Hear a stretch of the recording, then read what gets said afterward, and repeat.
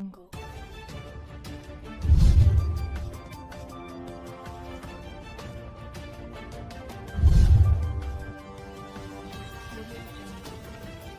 मोहम्मद यूनुस हाजी बच्चू, chairman कागदी बाजार, सिंध ताजिर इत्तेहाद नायब सदर। कई इलेक्शन के बाद कारोबार में लोग बड़े परेशान हैं, क्योंकि इलेक्शन जो हुए हैं वो पूरे फरवरी में जो बहुत लोगों को प्रॉब्लम हुई है। आज 29 फरवरी है और आवाम कारोबार बेहतर की तरफ नहीं जा रहा।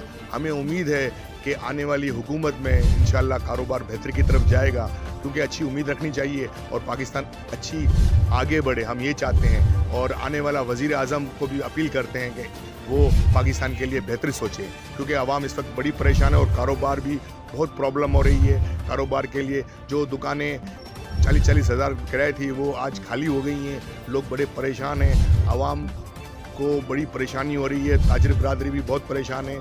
और आने वाली हुकूमत को ये सोचना चाहिए कि आवाम के लिए सोचें, कारोबारी हज़रात के लिए सोचें, उन्हें रिलीफ दें और मुल्क बहरान से निकालें। खुसूसी रमज़ान का जो मामला है उस पर नज़रसानी की जाए कि एक माह होता है रमज़ान पे, जिस पे गरीब अमीर सब रोज़े रखते हैं, और उनसे अपील की जाती है कि वो कोई ऐसा निज़ाम लाएं जिस पर हर चीज़ पर आवाम को रिलीफ मिले। इस वक्त बड़ी महंगारत है और आवाम बड़ी परेशान है और रमज़ान का महीना है।